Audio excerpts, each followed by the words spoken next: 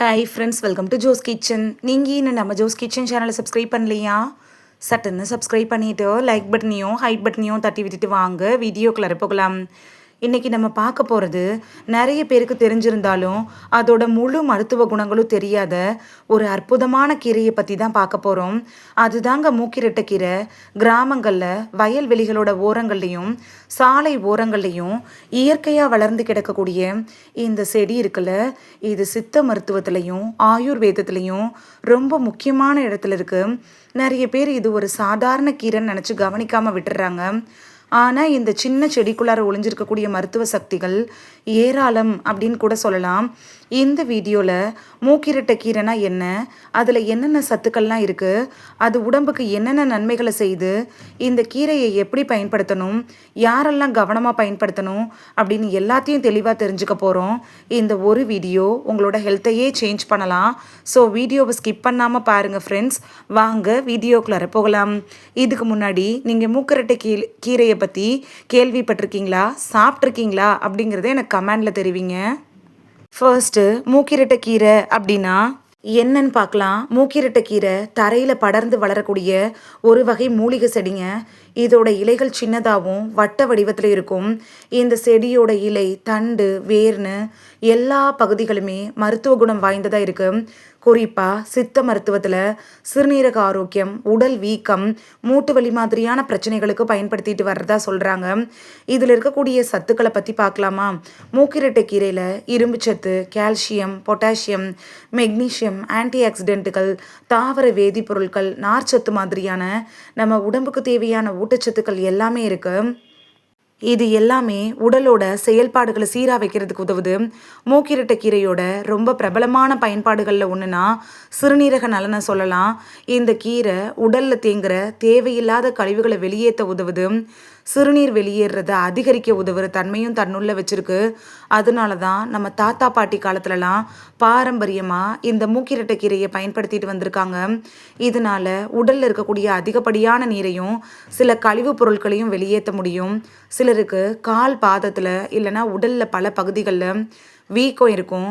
உடலில் நீர் தேங்கினாதான் இந்த மாதிரியான பிரச்சனைகள்லாம் வரும். மூக்கிரட்டை கீரை உடலில் அதிகமாக இருக்கக்கூடிய நீரை வெளியேற்றுறதன் மூலமாக வீக்கத்தை குறைக்க உதவுது. வயது அதிகரிக்கிறதுனால இல்லைன்னா உடலில் ஏற்படுற அலர்ஜி காரணமாக மூட்டு வலி ஏற்படலாம். மூக்கிரட்டை கீரையில் இருக்கக்கூடிய சில நேச்சுரல் காம்பவுண்ட்ஸ் இருக்குல்ல, இது அலர்ஜியை குறைக்க உதவும். இதனால் மூட்டு வலி, உடல் வலி குறைய ஆரம்பிக்கும். நம்ம உடலில் இருக்கக்கூடிய முக்கியமான உறுப்புகளில் ஒன்றுனா கல்லீரல் சொல்லலாம். இது உடலில் இருக்கக்கூடிய நச்சு பொருட்களை வெளியேற்றுறதுல முக்கிய பங்கு வகிக்குது. மூக்கிரட்டை கீரை கல்லீரலோட இயல்பான செயல்பாட்டை மேம்படுத்த உதவும். செரிமான பிரச்சனைகள்லாம் இப்போ நிறைய பேருக்கு இருக்குங்க. இது பொதுவான பிரச்சனையாயிடுச்சு அப்படின்னு கூட சொல்லலாம். வயிறு உப்புசம், மலச்சிக்கல், அஜீரணம் மாதிரியான பிரச்சனைகளால் நிறைய பேர் அவதிப்பட்டு இருக்காங்க. மூக்கிரட்டை கீரையில் இருக்கக்கூடிய நார்ச்சத்து இருக்குல்ல, இது செரிமான மண்டலத்தோட செயல்பாட்டை மேம்படுத்த உதவுது. குடல் இயக்கத்தை சீராக வச்சுருக்க உதவுது. நோய் எதிர்ப்பு சக்தியை வலுவாக இருந்தால் உடல் பலவிதமான நோய்களை எதிர்த்து போராடும். மூக்கிரட்டை கீரையில் இருக்கக்கூடிய ஆன்டி ஆக்சிடென்ட்டுகள் இருக்குல்ல, இது உடல் செல்களை பாதுகாக்க உதவுது. இதனால உடம்போட இயற்கையான பாதுகாப்பு திறன் மேம்படும். இரும்பு சத்து கம்மியானால் இரத்த சோகை ஏற்படலாம். இது வந்துச்சுன்னா சோர்வு, தலை சுற்றல், பலவீனம் மாதிரியான அறிகுறிகள்லாம் தோன்ற ஆரம்பிச்சிடும். மூக்கிரட்டை கீரையில் இருக்கக்கூடிய இரும்பு சத்து இருக்குல்ல, அது ஆரோக்கியமான உணவு பழக்கத்தோட ஒரு பகுதியை எடுத்துக்கலாம். மூக்கிரட்டை கீரை உடல் சூட்டை குறைக்க உதவுது. கோடை காலத்தில் உடல் சூடு அதிகரிக்கிறதுனால ஏற்படக்கூடிய சில அசௌகரியங்களை குறைக்கிறதுக்கும் உதவுது. இதயத்தோட சீரான செயல்பாட்டுக்கு பொட்டாசியம்ங்கிறது ரொம்பவே முக்கியமான தாது.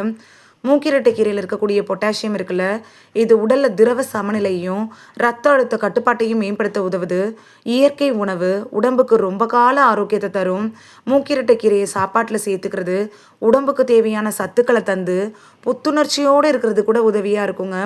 மூக்கிரட்டை கீரையை எப்படி சாப்பிடலான்னு பார்க்கலாமா? இந்த கீரையை பல வகைகளில் பயன்படுத்தலாம். மூக்கிரட்டை கீரையை பருப்பு சேர்த்து சமைச்சு கூட்டு மாதிரி எடுத்துக்கலாம். வெங்காயம், பூண்டு சேர்த்து பொரியல் மாதிரி சாப்பிடலாம். கீரையை நல்லா வேக வச்சு சூப்பு மாதிரி கூட குடிக்கலாம். மூக்கிரட்டை கீரையை ஓட வேர் இருக்குல்ல, அத வச்சு கசாயம் செஞ்சு கூட குடிக்கலாம்.